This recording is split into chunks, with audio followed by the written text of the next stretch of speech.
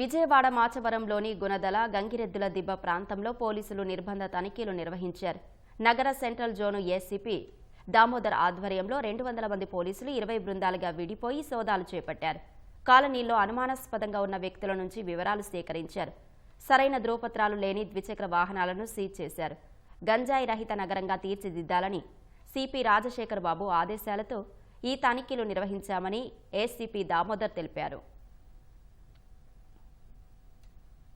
ఈ యొక్క ఏరియాలో కొద్దిగా మనకి గంజా సేవించి అదేవిధంగా డ్రగ్స్ ఈ ఏరియాలో rowdy sheeters crime suspect law and suspect ఎక్కువగా ఉన్నందున వాళ్ళందరినీ కొద్దిగా స్ట్రీమ్లైన్ చేసి అలర్ట్ చేసి ఈ గొడవలకు ఇన్వాల్వ్ కావద్దని చెప్పేసి ఈ గొడవలకు వెళ్తే వాళ్ళకి ఫర్దర్గా ఏమేమి కేసులు బుక్ అవుతాయి. గంజా కేసులు అయితే ఎన్డీపీఎస్ కేసులు కాకుండా 2-3 సార్లు అయితే పిట్ ఎన్డీపీఎస్ యాక్ట్ కేసులు బుక్ చేయటం, సంవత్సరం జైలు శిక్ష పంపించడం, జైల్లో పంపటం, అదేవిధంగా బైండ్ ఓవర్ చేసుకోవటం, లేకపోతే ఎక్స్టర్మినేషన్ పెట్టడం ఇలాంటివి ఉన్నాయి. కాబట్టి మన ఏరియా చుట్టుపక్కల కూడా ఎలాంటి అవాంఛనీయ సంఘటనలు జరగకుండా ఉండటం కోసం, లా అండ్ ఆర్డర్ కంట్రోల్ ఉండటం కోసం ఈ గంజాని కూడా నిర్మూలించాలనే ఉద్దేశంతో ఈరోజు మార్నింగ్ కార్డన్ చర్చ నిర్వహించడం జరిగింది.